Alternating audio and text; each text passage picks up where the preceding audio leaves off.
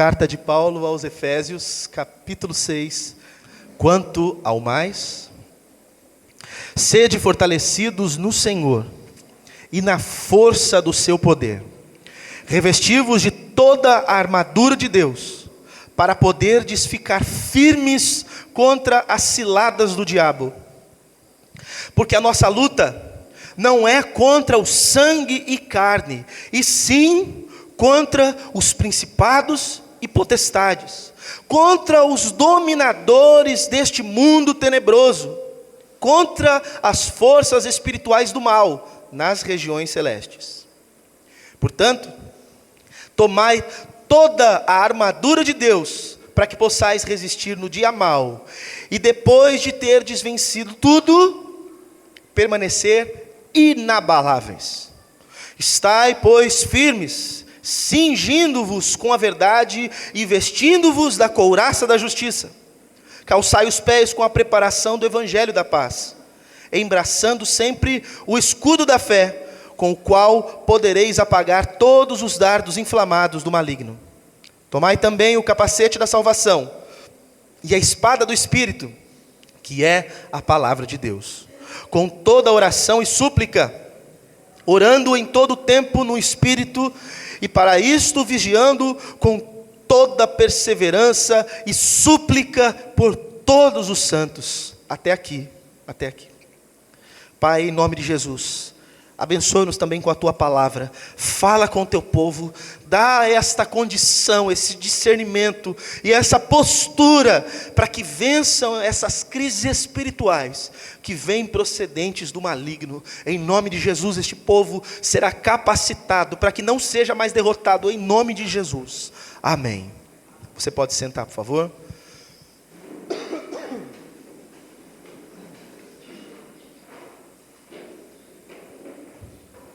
Nós estamos falando a respeito de como nós vencemos, como nós permanecemos firmes quando vêm as crises. Obviamente não estamos falando só de uma crise financeira, temos crises de muitas maneiras. Uma das formas que a crise pode se manifestar é uma crise espiritual. Mas a crise espiritual pode ter duas origens. Uma interna, que eu vou tratar num momento seguinte, num outro dia, que Deus nos permitir. Mas também tem crises espirituais que se originam do mundo externo, de fora de nós. Não vem de dentro de nós, vem de fora de nós. E quanto a esta batalha, quanto a esta crise, nós a chamamos de batalha espiritual. Eu sei que tem muita superstição no meio desse assunto, então eu quero ser muito cauteloso para falar com vocês. E nós vamos aprender aqui, diante da palavra de Deus, como é que nós enfrentamos essas crises espirituais, essas batalhas espirituais, e como é que nós vencemos essas batalhas espirituais. Porque de fato, ela existe. Não há como nós negarmos, não há como nós simplesmente pensarmos que elas não existem, por isso não vão nos derrubar. Não é por não acreditar nisso, porque não é uma questão de se você acredita ou não. A questão é, essa batalha existe, elas acontecem o tempo inteiro, e nós precisamos estar preparados para lidar com essa situação. Bem, essa batalha espiritual, muitas vezes, ela é a fonte de outras crises que nos acontecem. Existem crises no casamento, crises dentro de casa, outros tipos de crise que nos acontecem por causa, ou são originadas ou fortalecidas nas crises espirituais, por batalhas espirituais que nós não estamos discernindo que existem. Muitas vezes outras crises nos vêm. Tem pessoas que passam situações dentro de casa, não sabem como lidar com essas coisas dentro de casa, mas a origem dessas coisas não são a sua família. A origem disso são agentes espirituais. Então eu preciso começar a falar com vocês, dentro do que Paulo ensina, quem são esses inimigos, ou quem é este inimigo, no qual nós precisamos batalhar. e que está batalhando conosco, mesmo quando nós sequer estamos pensando que isso esteja acontecendo. O próprio apóstolo vai dizer, no versículo 12, que a nossa luta não é contra o sangue e a carne. A nossa luta, os nossos inimigos, não são pessoas. E eu tenho visto pessoas lutando com outras pessoas.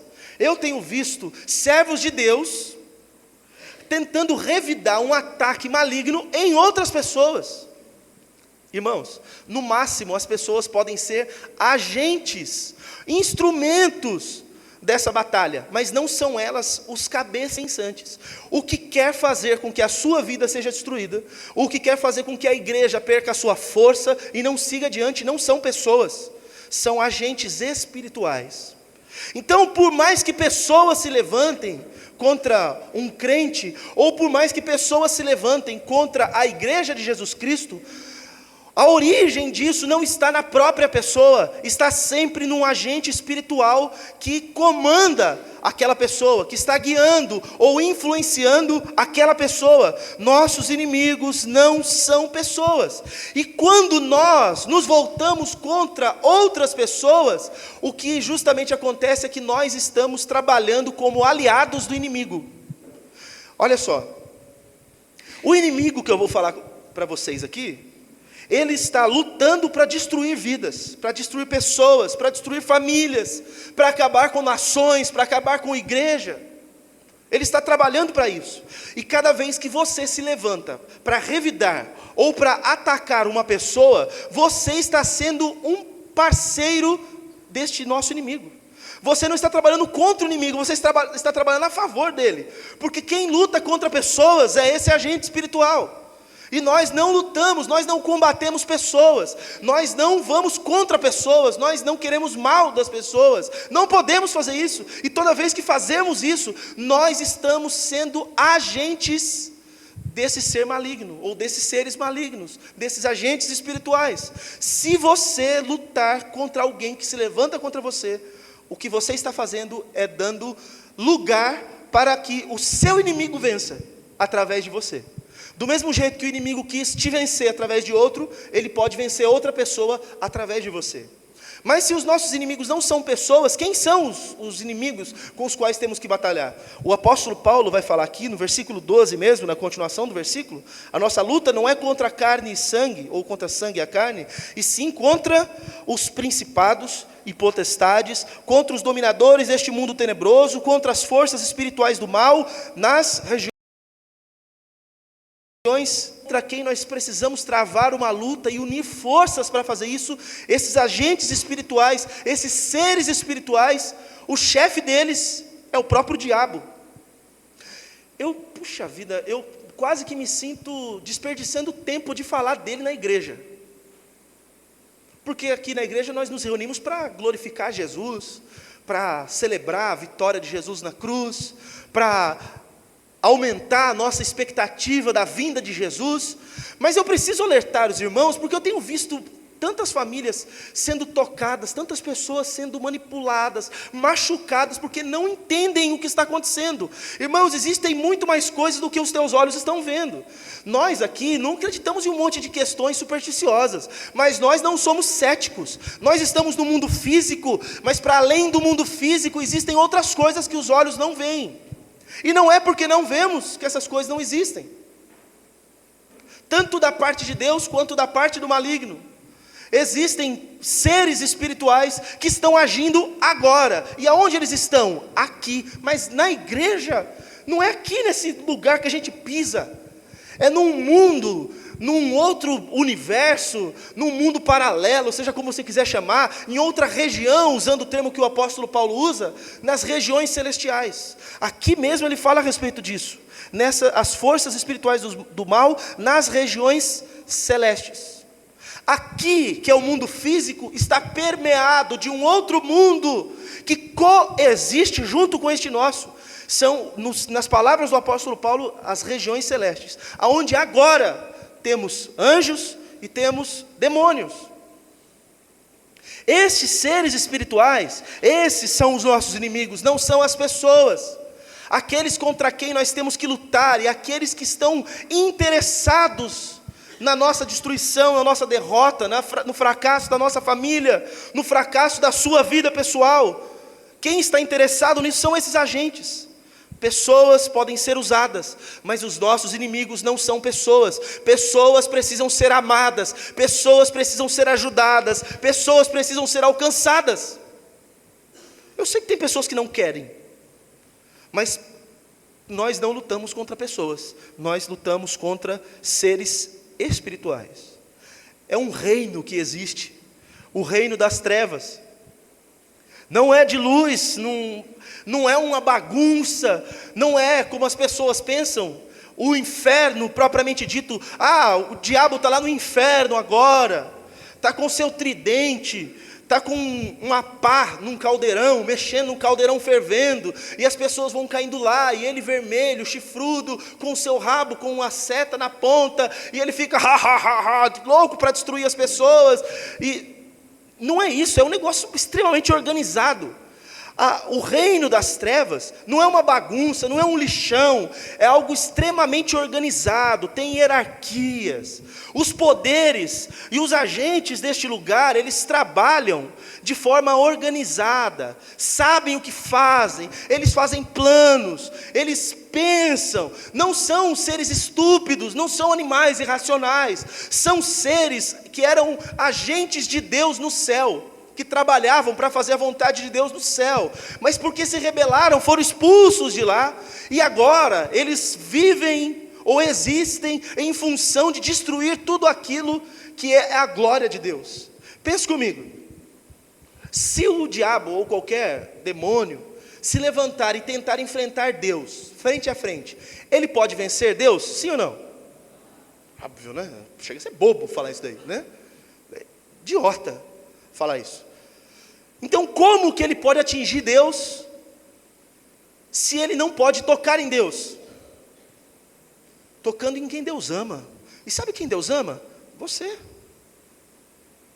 Cada vez que ele consegue tocar em você e te machucar, isso fere o coração de Deus, porque Deus é o nosso Pai, Ele nos ama, Ele não quer ver o nosso mal, Ele quer o nosso bem. Cada vez que esses agentes fazem algo contra a tua vida, eles estão pretendendo atingir Deus. Pensa nisso, porque quem somos nós para eles? Nada também.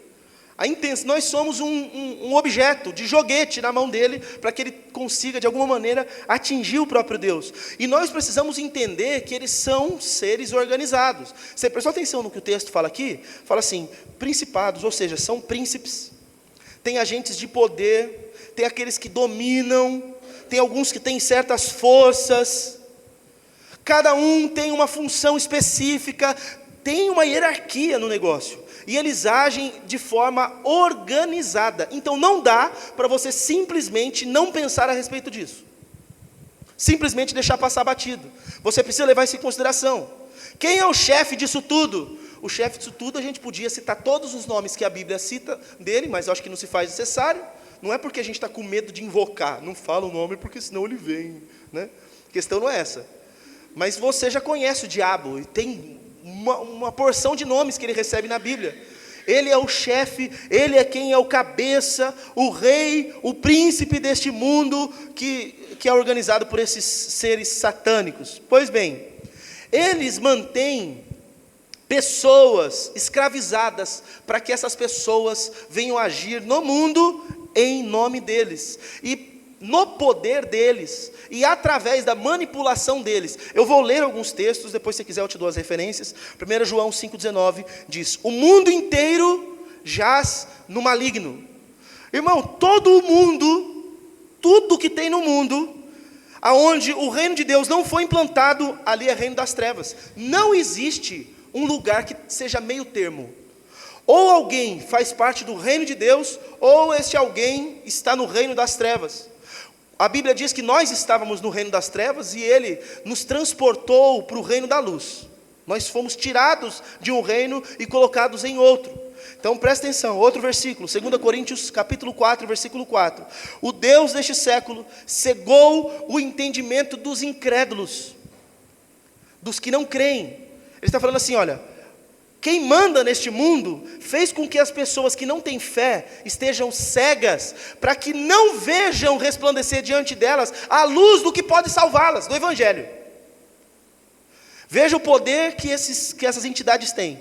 Efésios capítulo 2, versículo 2. O príncipe das potestades do ar, do espírito que agora opera aonde? Nos filhos da desobediência. Existem pessoas que são manipuladas por esses agentes espirituais, por esses espíritos malignos. Existem pessoas no governo que são manipuladas por esses agentes. Existem pessoas dentro da casa de alguns de nós aqui que são usadas e manipuladas. Existem pessoas dentro das igrejas que são manipuladas por esses espíritos malignos. E nós precisamos notar que quando essas pessoas se levantam contra nós, contra a igreja de Jesus, na verdade, quem está se levantando são essas entidades espirituais e não as pessoas. As pessoas precisam ser ajudadas, as pessoas precisam ser livres, porque elas estão presas. Você não conhece ninguém, você fala assim, nossa, fulano estava endemoniado. Mas sabe o que é pior? Não é quando alguém está endemoniado, é quando o demônio age na vida de alguém e esse demônio não se manifesta. Porque ele fica o tempo inteiro e ele continua agindo. Porque quando o demônio manifesta, você vai lá e expulsa. Agora, quando ele não manifesta, muitas vezes falta discernimento para o povo de Deus, e os espíritos malignos continuam agindo através dessas pessoas. Tem problema que muitos de vocês vêm reclamar para mim, que é tão somente porque o maligno vai, influencia, usa pessoas, e você cai como um patinho, porque não tem discernimento espiritual. Aí, nós podemos ter duas atitudes perigosas no que diz respeito a essa batalha. Primeiro, nós podemos subestimar o nosso inimigo. Subestimar o nosso inimigo é você não conhecer nem o seu poder, nem as suas estratégias, ou você achar que é um mito. Eu tenho conversado com pessoas que juram que o diabo não existe, que ele é um mito. Não, isso é um mito, é uma historinha que a igreja católica medieval inventou para que as pessoas ficassem com medo. Aquele demônio vermelho de chifre com rabo, com tridente, aquele é mitológico, porque o diabo não é daquele jeito. Pastor, você sabe como que ele é? Você viu ele no Facebook, viu ele em algum lugar? Tal? Não, as descrições que a Bíblia dá dele não tem nada disso, pelo contrário. Mas existem, óbvio, versões que são dadas que são mito, mas a realidade da sua existência não pode ser negada. E tanto existe quanto é alguém que nós precisamos saber como ele age. Porque se nós subestimarmos o seu poder e a sua ação, ele vem e faz o que ele pretende fazer. Nós não podemos nem subestimar e nem superestimar. Isso é o que mais acontece nas igrejas evangélicas. As pessoas dão uma moral para o diabo que eu fico impressionado. O diabo é o tempo todo na boca do povo, e todo mundo tudo é o diabo, tudo o que acontece é o diabo, tudo o que acontece é o diabo. O diabo tem muita glória na boca dos crentes. Nós nem subestimamos ele, nem superestimamos, porque nós sabemos que, mesmo que ele tenha poder, aquele que é o Todo-Poderoso é o nosso Deus. Nós sabemos que mesmo que ele ruja como um leão, aquele que é o único leão de verdade, é o leão da tribo de Judá, que é o Senhor Jesus Cristo. Ele pode se fingir, se fazer, se espernear, mas nós sabemos quem é quem, e nós sabemos que maior é o que está em nós do que o que está no mundo. Então a gente não vive com medo. Eu fico apavorado como os crentes são medrosos no que diz respeito a isso. São medrosos, não têm coragem, não vão enfrentar. Tem um vizinho que está passando uma situação, você tem o discernimento que é um demônio, fala, eu nem vou lá, vai que eu oro e manifesta. Que medo é esse? Misericórdia, irmão. Mas eu sei que tem gente que tem medo porque pensa assim, vai que manifesta e começa a contar os meus podres. Eu já ouvi muito isso daí, né? Aliás, eu já ouvi de situação que isso aconteceu, o pastor que foi expulsar lá e tal, ou pessoas que foram expulsar, o demônio falou assim, você não põe a mão em mim não, você não pode pôr a mão em mim não. Aí eu só faço uma pergunta, expulsar demônio é uma questão de ser plenamente santo? Segundo as palavras de Jesus, não é isso não. A questão de Jesus é, vocês não têm fé? Vocês têm que orar e fazer jejum. Vocês têm que estar buscando a Deus, porque o poder que faz com que os demônios se submetam não é o poder da nossa santidade, é o poder de Jesus em nós. Eu conheço um monte de gente picareta que expulsa demônio assim, ó, e nem Nem vê. Eu tenho certeza que você já viu uns na televisão aí que expulsa demônio. Com a mão ele expulsa demônio e com a outra ele rouba o carro do outro. Na fogueira. Não era para falar? Né? Então você não pode ter essas duas atitudes aí que são perigosíssimas. Falei sobre o inimigo, ok. Vamos falar sobre as armas que esse inimigo se utiliza. Olha, guarda isso no teu coração. O versículo 11 fala de uma, e o versículo 16 fala de outra. O versículo 11 fala das ciladas, e o versículo 16 fala dos dardos inflamados. Deixa eu falar um pouco sobre as ciladas que o maligno arma, que são sutilezas, estratégias, que são especificamente desenvolvidas, ilusões. Olha só, o diabo, ele não tem um livro, deve até ter, um manual de batalha contra crentes que não oram e tal. Deve ter alguma coisa desse tipo, coisas mais clichês que ele já usa. Mas a palavra, quando fala ciladas aqui, no original, a ideia que o original traz é um plano que é feito especificamente para alguma coisa. Não uma coisa genérica, não um plano genérico. Porque cada um de nós, irmãos, é uma pessoa individual e diferente da outra. E cada um de nós pode ter ou tem uma fraqueza específica. E é justamente nisso que o diabo se prende. E quando ele pensa em atacar um de vocês, ele pensa diferente de quando ele pensa em atacar o outro de vocês. Porque alguns ataques do diabo que faz contra alguns irmãos, você fala assim, nossa, como que esse irmão caiu nisso? Coisa tão boba. Mas o outro olha para você quando você cai e fala, nossa, como ele caiu nisso? Uma coisa tão boba. Então as estratégias que ele usa são coisas especificamente desenvolvidas. E ele se utiliza de ilusões. Eu vou dar alguns exemplos. Se você ler Gênesis capítulo 3, do versículo 1 ao versículo 5, você vai ver que Deus tinha falado para Adão que ele devia fazer alguma coisa específica. Olha, Adão, você pode comer tudo, mas você não pode comer do fruto daquela árvore ali. Foi isso só que Deus disse. Adão passa a ordem para Eva, mas aí a serpente vai lá tentar Eva. E como foi a tentação da serpente, que era, segundo o Apocalipse, o próprio diabo, a antiga serpente, ou o dragão, né? Qual foi a tentação? Qual foi a sutileza que a serpente usou para tentar Eva? Fala assim, Eva, o que foi que Deus disse? Ou foi assim que Deus disse? Ele tentou Eva justamente colocando dúvida daquilo que o próprio Deus disse. Mas Deus disse isso por causa disso. Na verdade, o que Deus queria, Eva, é que você não se tornasse igual a Ele. O problema é que Deus sabe que se você comesse, você seria igual a Ele. Você não vai morrer. Colocou dúvida no coração, e Satanás faz isso, ele arma essa cilada para a tua vida. Quando você ouve a palavra de Deus, você fica com dúvida se é ou se não é, ou coisas que você já aprendeu, depois você fica duvidando, será que é, será que não é, eu não tenho tanta certeza, você fica cocheando entre dois pensamentos no teu coração, porque há uma cilada maligna para a tua vida. Eu não vou endemonizar tudo não, mas eu vou citar exemplos aqui, que são concretos, situações que nós podemos ver que o maligno agiu com ciladas. Mateus capítulo 13, versículo 19, Jesus está contando algumas de suas parábolas, e numa dessas parábolas ele fala que o semeador saiu a semear. Vocês lembram dessa parábola? E ele diz que uma parte da semente é lançada e cai à beira do caminho, que vêm as aves do céu e pegam aquelas sementes, comem, e aquela semente obviamente não frutifica. E depois ele mesmo vai explicar o que significa. Ele fala que o símbolo daquela ave que vem é o maligno que vem e rouba a palavra do coração. Você vem na igreja, você lê a Bíblia, a palavra de Deus chega no teu coração, antes dela frutificar, o diabo toma. Chega a terça, quarta-feira, pergunta para o irmão o que foi que Deus falou no coração dele, ele nem sabe. Nem sabe, e não vai frutificar, vai passar a vida inteira na igreja. Gente, como pode? Ouviu aquilo lá, ouviu tudo aquilo, mas não frutifica. O diabo vem e rouba mesmo.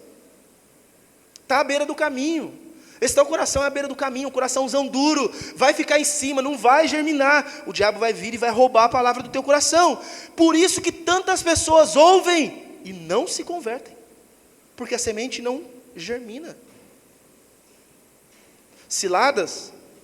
Evangelho de Mateus, capítulo 13, do verso 37 até o 40, ele contando outra parábola, falando do joio e do trigo. Ele fala assim, olha, um agricultor, ele plantou uma seara inteira ali de trigo. Mas aí um inimigo, alguém que não gostava dele, veio na calada da noite e semeou o joio no meio do trigo. Aí depois ele mesmo explica, e ele fala que esse que veio semear, foi o próprio maligno, que veio semear aqueles que são seus no meio do povo de Deus. Irmãos, outra cilada que o maligno coloca, é justamente fazer com que haja joio no meio do trigo. Ele faz com que haja gente dele, a gente do maligno, no meio do povo de Deus. É gente que chega para causar confusão, para trazer heresia, para trazer contenda, para trazer desentendimentos, para fazer com que as pessoas percam a fé. Gente que estão envolvidas dentro da igreja, que faz com que a obra de Deus não avance, ela recua. Qual igreja que não tem problema, pelo amor de Deus? Qual igreja que não tem deficiência na sua liderança, ou seja, no que for? Mas tem sempre um agente do diabo ali dentro que faz questão de só pontuar coisas do inferno ali, ó. Não fala nada que constrói, não fala nada que ajuda, não levanta ninguém, não estende a mão para ninguém, é só falando mal. Porque aquela boca que escorre veneno, escorre lodo do inferno, aquela boca. Tem gente assim. Eu acho que lá em Sorocaba deve ter uma meia dúzia assim também.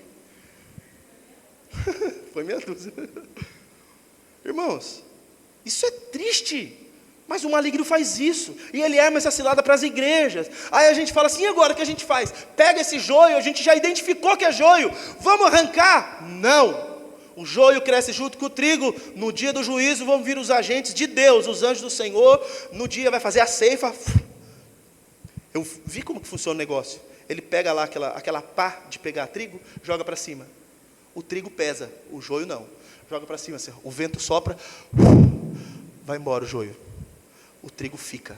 No dia do juízo, o joio não vai prevalecer. A igreja de Jesus vai ser separada, vai ser identificada quem que é quem. Hoje, vai crescer junto. O que a gente faz? A gente identifica que é joio e não dá moral para joio. Porque joio é joio, trigo é trigo. Joio não vira trigo. Pastor, e a conversão? É a gente do diabo. Mas vamos orar. Porque de repente o sol bate forte. O trigo até dá aquela enfraquecida, porque o sol bateu forte. Mas daí o joio morre. Pastor, você está desejando a morte dos outros? Não sei. Vou tentar espiritualizar isso que eu disse. Evangelho de Mateus, capítulo 16, versículo 22 e 23. O apóstolo Pedro está diante de Jesus, e Jesus fala assim, eu estou indo, eu vou morrer. Eu estou indo para a morte. E a hora que ele fala, olha só, antes, um pouquinho antes, eles não tinham dado nem tempo de tomar aquele copo de refrigerante que eles estavam na mão. Como você sabe, pastor? É revelação. Eles estavam juntos, ele tinha acabado de receber aquela revelação. Jesus fala, quem vocês falam que eu sou? E Pedro fala, tu és o Cristo. Eles entendem isso. Deus fala na boca de Pedro. Passa um pouquinho, Jesus fala, eu estou indo para a morte. Aí Pedro olha e fala, não, Senhor. A Bíblia fala que Pedro repreendeu Jesus, aliás, tá? Chamou, Jesus, o que é isso? Que história é essa? Como o Senhor está indo para a morte? Tenha piedade de ti, tenha misericórdia de ti, tenha compaixão de ti mesmo. Não pense o mal para si. Pense o bem para você mesmo. Jesus olhou para Pedro e falou assim, arreda-te de mim, Satanás. Mas ele tinha acabado de ser usado como boca de Deus, e agora, boca do diabo. O diabo lança ciladas. Ele põe sutilezas na nossa cabeça, no nosso coração, e a gente acha que está fazendo as coisas de Deus, e não está. Acha que está falando em nome de Deus, acha às vezes que está ajudando as pessoas, e não está ajudando as pessoas. Porque para Jesus o que tinha que ser feito era morrer, não era viver. E aí ele estava lá, não, vive. E Deus, não, tem que morrer. E ele, tem que morrer. E Pedro, não, vive. Mas era o diabo. Aí Jesus fala assim, você não conhece as coisas de Deus, você só sabe das coisas dos homens. É assim, o seu interesse, Pedro, é tão humano, não tem nada de celestial nisso, que eu só posso compreender que quem está falando na tua boca é o diabo, porque o diabo não sabe as coisas de Deus. Quem está tão interessado em só viver e ficar bem, são os homens, porque aqueles que conhecem a vontade de Deus, sabem que para um grão de trigo gerar fruto, ele tem que entrar na terra e morrer. O crente sabe que para frutificar muitas vezes vai sofrer, vai penar, vai passar na peneira de Jeová, vai acontecer um monte de coisa na vida dele. Mas ele sabe que é Deus tratando, e ao invés dele reclamar, ele levanta a mão e fala: obrigado Deus, eu me agrado de ti, eu me alegro inclusive nas tribulações. Mas aí vem aqueles boca do diabo: não, Deus não quer o mal, Deus só quer o bem, não vai acontecer nada de ruim na tua vida, nada. Não, isso que está te acontecendo não é prova de Deus, isso daí é tentação do diabo. Misericórdia. Sutilezas, são ciladas do maligno. Uma coisa tão bonita, olha Pedro querendo ajudar Jesus, mas não era de Deus, era do diabo. Efésios, capítulo 4, versículo 26 e versículo 27, o apóstolo Paulo diz: irai-vos e não pequeis, não permita que o sol se ponha, enquanto você estiver nessa situação. Não deixe o dia acabar, enquanto você tiver com esse coração cheio de cólera. Aí ele termina dizendo: não dê lugar ao diabo. Não dê lugar ao diabo. O inimigo, ele aproveita brechas de ira e de mágoa no teu coração, quando você não perdoa, e ele faz o seu coração de gato e sapato, irmão. Eu tenho que perdoar, você tem que perdoar para o seu bem e para o bem de todos. Porque enquanto você não perdoa, além de você ficar amarrado com isso, você está abrindo todas as portas para o maligno vir. Não dê lugar para o diabo. É assim, tem 2 lugares nesse carro que você está. Deixa um lugar vago para o diabo entrar e sentar. Não, irmão, pega toda a bagagem da tua vida e põe ali. O Senhor está com você já. Mas não deixa o inimigo entrar no carro da tua vida e seguir junto com você. Você fica permitindo ele entrar. Cada vez que você não perdoa, cada vez que você é tomado pela ira. Pastor, eu não posso nem ficar nervoso? Lógico que pode. Só que o problema é você conseguir ficar nervoso e não pecar. Então é melhor que você nem fique. Irai-vos e não pequeis. Ficar irado não é pecado. O problema é quando você é tomado pela ira. O ser tomado pela ira é vingança, é aquela resposta agressiva. Alguém vem e te cutuca com o dedo, você já vira com os 4 de costa de mão, sabe aquele de filme? Tá! Porque com você é assim, deu, levou, é isso aí. O diabo vai fazer o que quer na tua vida, e não reclame. Aí fala: mas eu oro, mas não vigia. Tem que orar e tem que vigiar, irmão, não adianta. A Bíblia fala: não dê lugar para o diabo. Atos, capítulo 5, do verso 3 ao 10, conta aquela história de 2 dos nossos irmãos, que vocês conhecem, Ananias e Safira. Aqueles 2 irmãos, que se acontecesse aquilo em todas as igrejas onde o povo mente, muita igreja ia estar quase que vazia, né? Aqueles irmãos mentiram, e o que aconteceu? O próprio Pedro fala assim, para Ananias: Ananias, por que você deixou essa mentira tomar conta do seu coração? Por que você deu lugar para isso no teu coração? Por que você deixou o diabo semear isso no teu coração? O que aconteceu com ele? Morreu. Você, irmão, fica permitindo com que a mentira e o engano fique na tua vida. Mentira não é para crente, por favor. Não use da mentira para você se beneficiar, ou para você se dar menos mal. É que se eu não mentir, o negócio vai ficar feio para mim. Irmão, deixa ficar feio, confia em Deus, mas fala a verdade. O pai da mentira é o diabo. Nós não somos daqueles que são dados à mentira, ao engano. Mas tem muito crente que tudo é mentira, mente para tudo. Mente para tudo. E quando não mente falando, mente com as suas atitudes sendo falso. Porque aparenta ser o que não é, 2 caras, é mentiroso, é aquela espiritualidade na frente de todo mundo, volta para casa, é um lixo. Deus sabe, Deus te vê lá na tua casa, só que o diabo também te vê na tua casa. Você fica com essas suas mentirinhas aí, o diabo vai armar uma para você até que você morra. É muito difícil entender isso? Não é. É pesado, mas é verdadeiro. Então não permita que a mentira e o engano tomem conta da tua vida. Você é filho da luz, você não é da mentira. Você é dos que andam no caminho da verdade. Vou sofrer, vou perder, vou, mas comigo é a verdade. E quando eu falo de verdade, eu não estou dizendo não, eu falo tudo mesmo. Olha, você pode falar a verdade para as pessoas, quando essa verdade até é doída para os outros. Mas faça com que as suas palavras sejam temperadas. Fala com sabedoria para você não machucar as pessoas. Fala a verdade que dói só por você, não pelos outros. Pelos outros você age com sabedoria, por favor. Vamos lá. 2 Coríntios capítulo 11, versículo 14. O que fala lá? O próprio apóstolo vai falar que Satanás, ele se disfarça de anjo de luz. Ele não é mais um anjo de luz, mas ele se disfarça, e ele diz que os seus ministros também se disfarçam de agentes de justiça, fazem as coisas, você olha e fala, não, é de Deus, mas não é. Os ministros, eles fingem, fazem aquela cena, para aparentar uma situação que não é verdadeira. Olha só para citar casos literais, fora aqueles que você pode aplicar para a sua vida. Você já ouviu falar dos Mormons? São aqueles que andam na rua de 2 em 2, que os meninos estão sempre bonitinhos, de camisa branca, uma gravatinha, uma calça social, sempre alinhados, uma pastinha na mão, uma garrafinha de água na mochila. Já viram isso daí? Sempre alinhados, são pessoas educadas, são pessoas finíssimas assim. Eu não vou esquecer, um dia eu estava com o carro, e o carro morreu no meio da rua, eles me viram, eles saíram correndo assim, eu falei, nossa, é roubo.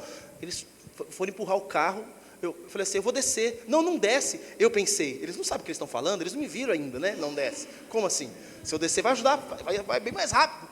Mas não, fica, você vai guiando o carro. Tudo bem, eu vi que suave, embica, eles achando que era o carro, que era pesado, mas eu não falei mais nada, mas eles me ajudaram, e eles fazem isso, eles são educados mesmo, então a família junta dinheiro, a infância do menino inteiro, para quando ele tiver uma idade, ele sair para o mundo para fazer evangelismo, para ser missionário, para ser um elder, que significa missionário, junta dinheiro a infância da criança inteira, para quando ele tiver uma idade, não é para ele sair para a Disney, é para ele sair e fazer missões. Os Mormons, lá atrás, um camarada,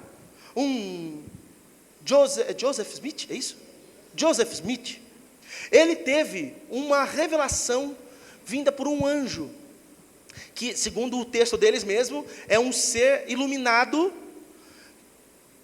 glorificado aliás, um ser glorificado que se apresentou na forma de um anjo para ele, e falou com ele, esse anjo chamado Moroni, e falou a respeito de algumas coisas, inclusive onde estavam as tábuas de ouro, que depois essa tábua é traduzida, porque está numa língua muito antiga da América do Norte, dos índios americanos lá, e narra a história de quando Jesus visitou a América do Norte. Quando Jesus ressuscitou, ele visitou a Palestina e visitou a América do Norte. E aí daí vem o livro de Mórmon, que eles vão na tua casa, eles te levam um de graça, né? Lê, eles dão uns textinhos até para você ler. Eu acho que se você não tem, você já teve pelo menos uma vez na vida um livro de Mórmon na tua casa que você ganhou de presente de um cara desse. Eles dão para todo mundo, eles não têm preguiça, não têm dó de investir nisso, mas foram enganados por um anjo que se disfarçou de anjo de luz, falando de uma nova revelação, de um outro evangelho. Aliás, eles dizem que a nossa Bíblia não vale nada sem a deles, que são 2 instrumentos que precisam andar juntos, se não andarem juntos não funciona.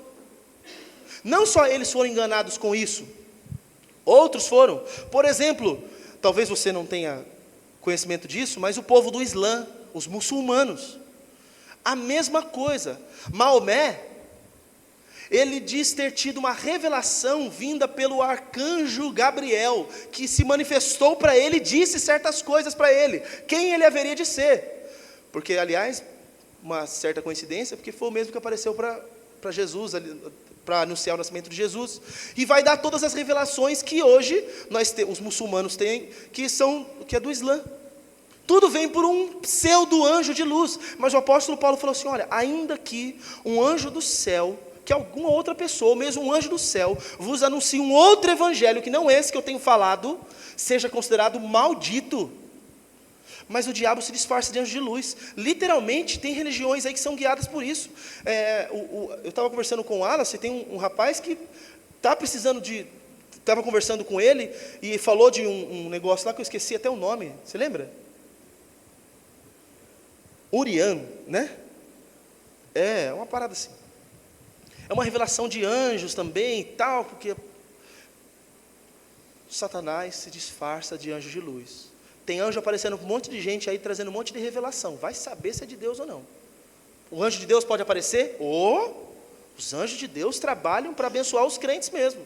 Mas tem muito que não é de Deus e está aparecendo como se fosse. Tem gente tendo revelação. Tem uma marmota na televisão aí também. Não é é uma. Apóstola Sol, é isso? Se alguém já viu? Gente, é assim. Não, é sério, é complicado. Ela está no nível, assim, muito hard do negócio. Ela é super saiyajin, nível todos, assim. O cabelo dela é violeta, já passou do amarelo. Nossa, é um poder espetacular da mentalidade, das baboseiras que ela falou. Que dia? Ela falou que o aniversário... ela falando do mês de agosto. O que falam do mês de agosto? O que falam do mês de agosto? Como que é? Agosto, mês do desgosto. Aí fala, você sabe por que agosto é o mês do desgosto? Porque agosto é o aniversário do diabo. Foi ela que fez o bolo, o último aniversário do diabo. Sem vergonha. Uma mula mesmo. Bem, deixa essa coitada orar por essa irmã. Chamar ela de irmã, porque ela deve crer em Jesus, mas está perdida. Revelação, está atrás de revelação, para ser importante e tal. O livro de Daniel, no capítulo 10, narra a história de que Daniel se colocou diante de Deus por 3 semanas de jejum e oração. 3 semanas, buscando a Deus, buscando resposta de Deus. E durante 3 semanas ele estava buscando, e a resposta que ele pedia a Deus não estava vindo. De repente um ser celestial aparece para ele, e vem trazer a resposta que ele pediu a Deus. Olha só, quando esse anjo, era um anjo, chega para ele e fala assim, olha, quando você começou a orar, Deus me enviou para trazer a resposta para você. Você não tinha nem terminado de orar, Deus me mandou trazer a resposta. Mas, quando eu estava vindo, o príncipe da Pérsia, as potestades que governavam a nação mais poderosa da época, aquele principado que estava lá, me barrou no trajeto de eu vir trazer isso para você. E eles tentaram não me permitir chegar.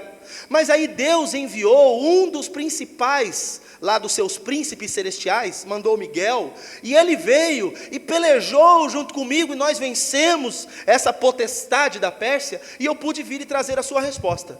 E eles continuam a conversa. Veja, Deus enviou algo para Daniel, que não estava chegando, porque o maligno estava se opondo à própria oração de Daniel. Tem gente que começa a orar e desiste, porque Deus não me responde. Ô irmão, pelo amor de Deus, não desiste não. Você vai orar e Deus vai te responder. Você precisa orar e confiar que Deus vai te responder. Daniel não desistiu, ele continuou. E a resposta dele veio. O maligno, ele vem sutilmente, tenta barrar, inclusive, as respostas das nossas orações. Grava isso no teu coração, irmão. Por último, 2 Tessalonicenses, capítulo 2, versículo 9. Vai falar que o maligno, os agentes do maligno, eles vão se manifestar com poderes, com milagres, e assim é mais uma cilada do diabo, agindo através de falsos milagres. Quantas pessoas estão sendo enganadas por essa cilada do maligno, porque estão vendo falsos milagres? Bem, eu já disse sobre as ciladas. Dardos inflamados, rápido, versículo 16, são ataques diretos, é quando ele age com força bruta. Ele usa situações e pessoas. Situações e pessoas. Eu sei que tem muitos de vocês aqui que estão sendo atacados nesses dias por pessoas que têm se levantado. Grava no teu coração, quem está por trás disso é o maligno. A sua luta é contra esses agentes espirituais, não contra as pessoas. Se a nossa luta é espiritual, as nossas armas, como cantamos, também são espirituais. As nossas armas, elas não são físicas. As nossas armas não são, a justiça não é uma arma de você atirar, não, a nossa arma é espiritual, e nós vamos usar essas armas espirituais para vencer esses inimigos, amém? Então agora eu vou falar sobre nossas armas. Está disposto ainda? Versículo 10, vai falar o seguinte: quanto ao mais, sede fortalecidos no Senhor e na força do seu poder. Quais são as nossas armas? Primeiro, a própria força, o poder de Deus. Nós precisamos usar o poder de Deus. Aquele poder de Deus que ressuscitou Jesus dentre os mortos, agora é um poder que está disponível a nós. Mas não é um negócio que você usa como se fosse um cheque que Deus assinou e você põe o valor que você quer. Não é isso. Você estando em Deus, você tem poder. O crente tem que ser marcado por poder. A vida do crente precisa ser marcada de poder. E nós vemos pessoas que não têm poder nenhum. Não tem poder na oração, não tem poder dentro de casa, não tem poder em nada. Querem ter poder para mandar nos outros, mas não tem poder espiritual. Nós precisamos compreender que temos uma arma em nosso favor, que é o próprio poder de Deus. E o que o apóstolo fala assim? Sejam fortalecidos no Senhor, não é só sejam fortalecidos pelo Senhor, ou seja, esteja nele, e estando nele você terá poder, porque o Espírito de Deus vai estar preenchendo toda a tua vida. O que foi que Jesus falou para os discípulos dele? Que eles deviam aguardar até que eles recebessem o Espírito Santo, porque quando eles fossem cheios do Espírito Santo, eles teriam poder. Pastor, eu não tenho poder. Talvez está faltando você estar cheio do Espírito Santo. E você não está cheio do Espírito Santo porque não sai do pecado nunca. Não sai do pecado nunca, não vai ficar cheio do Espírito Santo nunca também, porque você vive entristecendo o Espírito Santo, você vive apagando o Espírito, usando o termo que o próprio apóstolo Paulo usa. Busque uma vida reta diante de Deus e seja cheio do Espírito Santo, você vai ter poder. Mas o poder vem também por oração e jejum. Você quer ter uma vida de poder, irmão? Você trata de orar. Crente que não ora não tem poder. E não é só poder. Crente que não ora não tem vida com Deus. Vamos deixar tudo claro aqui. Quem não ora não tem vida com Deus. Eu conversei com uma porção de pessoas essa semana, fracas na fé. Ah, mas eu não consigo. Você não consegue porque você não ora. Você ora? Não, não ora. Então não vai conseguir mesmo. Esquece. Mas e tem outras pessoas que estão bem, mas não oram. Então elas não estão bem. Elas aparentam estar bem. Só está bem com Deus quem tem vida de oração. A fonte de comunicação entre nós e Deus é a oração. Você não ora, você não tem vida com Deus. Vai ser esse crente frio, esse crente morno, vai ser essa pessoa que não tem poder, vai ser uma pessoa sempre derrotada pelo maligno, vai ser uma pessoa destruída pela sua própria mente a vida inteira, porque não ora. Não dá para você ser crente e não orar. Fala, eu sou crente, o que eu tenho que fazer o resto da minha vida? Orar. Se você não lê a Bíblia daqui para o resto da sua vida, você vai viver com Deus? Vai. Mas se você parar de orar, não vive com Deus. A oração é o que vai te segurar. E se eu perguntar aqui, quantos de vocês têm vida de oração, vocês vão passar vergonha.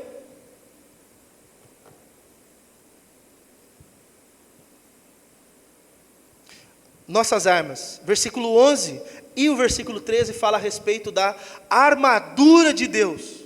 Nós precisamos nos revestir de toda a armadura de Deus, mas não uma parte dela, de toda a armadura. E é com essa armadura que nós nos mantemos de pé diante do ataque do inimigo.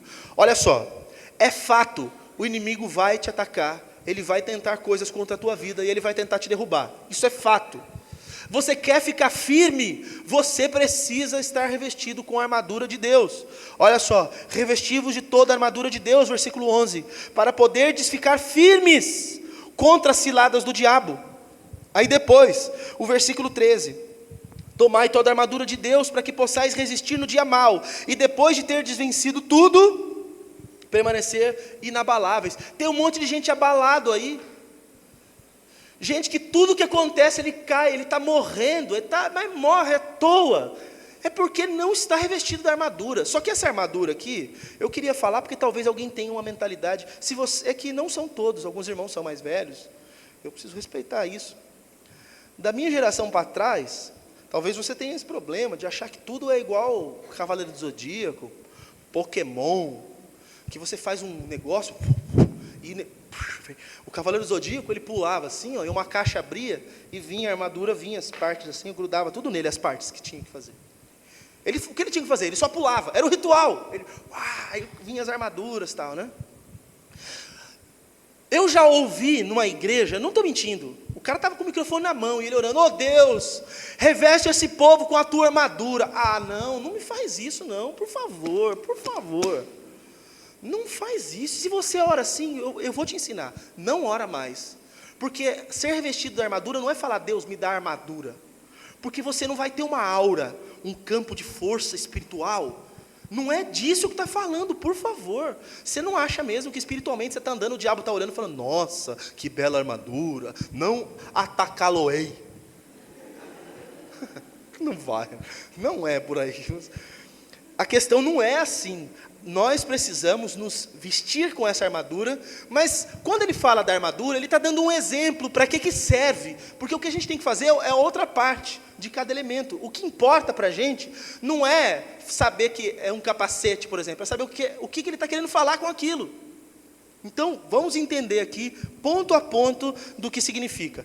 Primeiro, leve em consideração que a armadura não protege as costas. Então não vire as costas para o diabo, não corra, não fuja, em frente. Sujeite-se a Deus, resista ao diabo e ele fugirá de vós. Você não corre, não vire as costas para o diabo. Você não está com nada. Vai tomar uma bombardeada pelas costas. Crente não vira as costas na batalha, crente enfrenta. Aliás, vamos entender aqui, nós, Igreja de Jesus Cristo, estamos atacando o inferno.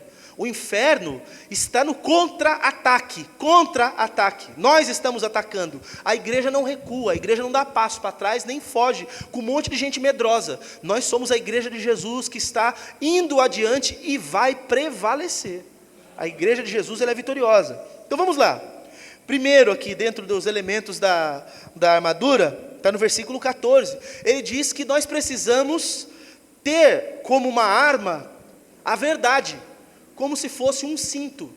O cinto para a armadura é muito mais do que o cinto para a roupa. O cinto para a roupa é para que a calça ou não caia, né? Ou apenas para enfeite e tal. Na deles não. Leve em consideração que naquela época, os homens também usavam tipo um vestido, uma bata. Vocês já viram isso daí, né? Usavam tipo uma bata. E como se corre com uma bata? Você já pensou sobre isso? Não dá para correr com uma bata. Então eles iam cingir os lombos. O que era isso? Eles pegavam a bata, eles puxavam por trás da perna assim, levantavam, ficava na altura do joelho, puxava duas pontas, amarrava aquilo e trançava, mas aquilo soltava. Então eles começaram a usar um cinto e pegavam essa ponta e jogavam por dentro do cinto. Eles estavam cingindo os lombos, então eles iam para a batalha, porque não atrapalhava os movimentos deles. Quando o soldado ia para a batalha, ele cingia aquela roupa também, todos os soldados cingiam aquela roupa, e punham o cinto para travar, e aquele cinto travava tanto a armadura, quanto segurava aquela roupa de baixo, para ele ter mobilidade, quanto servia para que a espada ficasse pendurada. Sem o cinto, a armadura não fica firme, não tem movimentação e não dá para levar a espada. O que ele falou que é o cinto aqui? A verdade. Então, vocês lembram que a gente falou sobre mentira? Você, irmão, precisa ter esse coração seu cheio da verdade, não cheio de engano, não cheio de falsidade, não cheio de engodo, não cheio de mentira. Você é alguém do mundo da luz, você é da verdade, por favor. Então o seu coração precisa estar cheio disso. O que mais? Fala a verdade como cinto, depois a justiça como couraça, né? Vai falando aí no versículo seguinte. Fingindo verdade, couraça da justiça, próprio versículo 14, a justiça como couraça, olha uma arma, verdade, a outra, justiça, mas do que está falando aqui? O que é justiça, senão tudo aquilo que fazemos, que está reto diante dos olhos de Deus? Irmãos, não basta não pecarmos, nós precisamos fazer o que é certo. Tem dois lados da mesma moeda da vida cristã, você vive e não peca, você vive e faz o que tem que fazer. Porque aquele que deixa de fazer o que devia fazer, a Bíblia fala que ele peca. O que sabe o bem que deve fazer e não faz, peca. Aquele que não tem práticas, aquele que não vive, aquele que não tem nada de justiça, e não estou falando da justiça própria, mas de atos de justiça, aquele que não tem uma vida desse tipo, irmãos, misericórdia. Quem não é justo, um dia vai sofrer acusações do inimigo. Aqui está falando tanto de atos de justiça, quanto está falando de santidade, de piedade. Tem uma cena no Antigo Testamento, eu acho que você se lembra disso, está narrado no livro do profeta Zacarias, está falando sobre Josué, o sumo sacerdote. Um dia, olha que cena espetacular, ele está diante de Deus, diante do trono de Deus, o sumo sacerdote, Josué, e o diabo está ali na mão direita dele para acusar. E ele está com a roupa toda suja, toda imunda, sem justiça. E o diabo pode acusá-lo, ele começa a acusar ele diante de Deus. Só que Deus que é maior do que o diabo, fala assim, ó, troca essa roupa dele aqui, dá uma outra roupa, e aí tira toda a acusação do inimigo contra ele. Tem gente que mesmo que o Espírito Santo faz com que você não haja condenação sobre a tua vida, mas há acusação contra a tua vida, e você não tem paz. Tem um monte de gente, não são poucas, que quando chega no dia da ceia, não toma a ceia, porque não tem paz no coração. Porque olham para si, e vem a sua vida e fala assim, eu estou sendo acusado, mas você é acusado lá dentro, não é nem diante de Deus, porque quem que é condenado diante de Deus? Ninguém. Não estou dizendo que Deus não vai julgar ninguém, mas não há condenação para aqueles que estão em Cristo Jesus, mas há acusação contra os filhos de Deus, e tem muitos crentes que estão sendo acusados, e estão sofrendo por causa dessas acusações. Leva em consideração que essa couraça da justiça é justamente o que protege essa parte aqui do peito, do coração, e é essa a ideia que tenta dar. Versículo 15 vai falar de uma outra arma, que é a firmeza e a paz do Evangelho como um calçado. São elementos, né? O sapato para o soldado servia como que o cravo da chuteira de um jogador de futebol, é para ele não cair na batalha, para ele continuar firme, para ele seguir adiante, para ele ter força, impulso para fazer o que ele precisa fazer. Era para isso que servia o sapato. E tem crente que sequer, olha só, compreende que você abrir a tua boca para falar do Evangelho de Jesus para os outros, isso já é uma arma na tua mão. Quando você evangeliza as pessoas, quando você leva o Evangelho de Jesus para outras pessoas, eu tenho certeza que toda vez que você faz isso, você se sente até melhor com você mesmo. Você sente uma alegria no seu coração, você sente um poder espiritual na tua vida, quando você faz isso. E você deixou de fazer, porque você está sendo acusado no teu coração, que você não pode, porque você está em pecado, por causa disso ou daquilo outro. E você deixa de fazer isso. Outro elemento, eu vou passar rápido aqui, para os irmãos descansarem muito. Versículo 16. Fala da fé como um escudo, com o qual vocês podem apagar os dardos inflamados do maligno. A fé é um escudo para apagar os dardos inflamados do maligno. Vem o diabo contra a tua vida, com os dardos inflamados. Pessoas são levantadas contra a tua vida, falam contra você, fazem contra você. E o que você faz? Você desiste. Por quê? Porque falta fé, irmão. O crente precisa ter fé, senão não vence o que o inimigo está fazendo. O inimigo vai te atacar, o que vai fazer com que você seja protegido, para além da armadura, é justamente o fato de você ter fé. A confiança de você saber quem Deus é e o que Ele já fez na tua vida. E o versículo 17 vai falar da salvação como um capacete que nós devemos nos vestir. É aquela confiança de saber o que Deus fez em nossa vida. O que protege a cabeça do soldado é justamente o fato dele ter conhecimento de que ele é salvo. Eu vou fazer uma pergunta que parece boba, mas não é. Quantos de vocês creem que foram alcançados por Jesus e são salvos? Levante sua mão. Tem gente que não tem certeza, não. Tem gente que, eu tenho lá as minhas dúvidas. Outros respondem assim, agora eu acho que eu estou salvo, mas daqui a pouco eu não sei. Por quê? Você é salvo pelo que você faz de bom, é isso? Você é salvo porque você faz coisas certas ou erradas? Você perde a salvação porque você faz coisas erradas e você ganha a salvação porque você faz coisas certas? Não é porque Jesus morreu por você que você é salvo, não? Se é Cristo quem nos salva, se é a morte dele que nos dá a garantia da salvação, a gente tem que vestir a salvação como um capacete. E isso tem que permear nossa mente, tudo que nós pensamos. Toda a maneira com que vivemos tem que ser permeada pela convicção de que a salvação nos alcançou, irmãos. E por último, ele fala que a palavra de Deus deve ser tomada como uma espada em nossas mãos.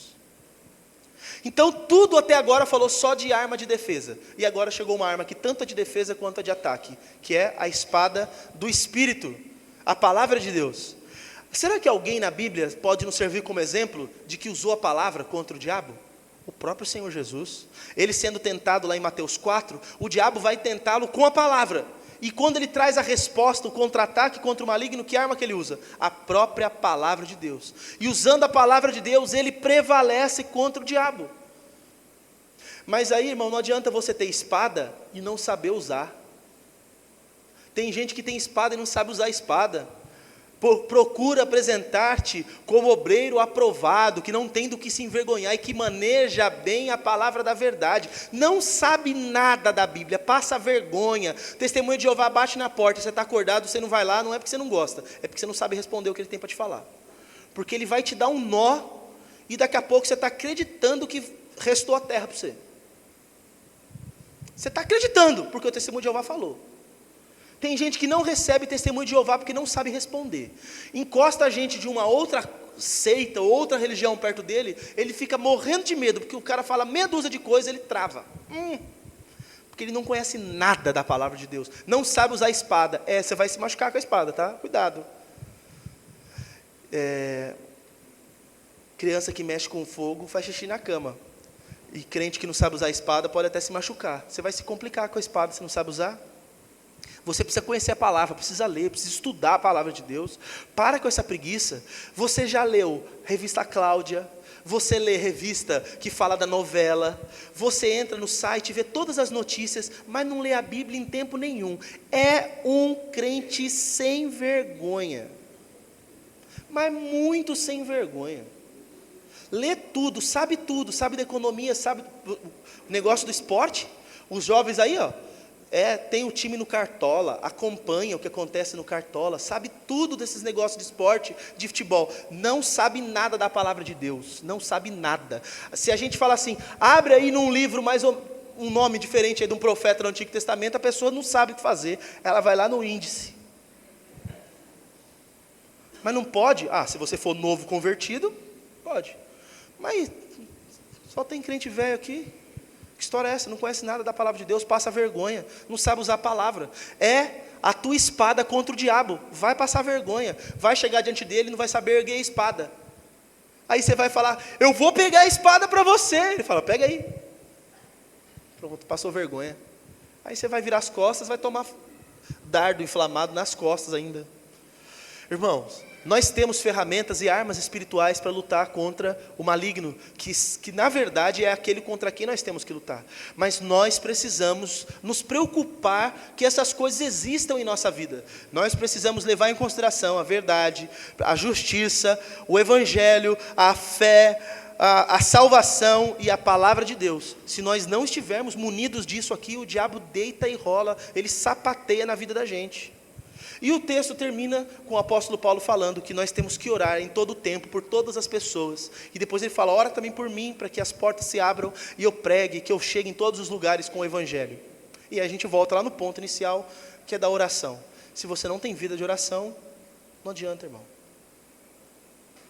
Existe uma batalha que você precisa lutar, que tem irmãos da nossa igreja que estão sendo derrotados, mas não vencem nunca, porque não estão preparados para a luta. E não adianta chamar a ajuda dos universitários, tá?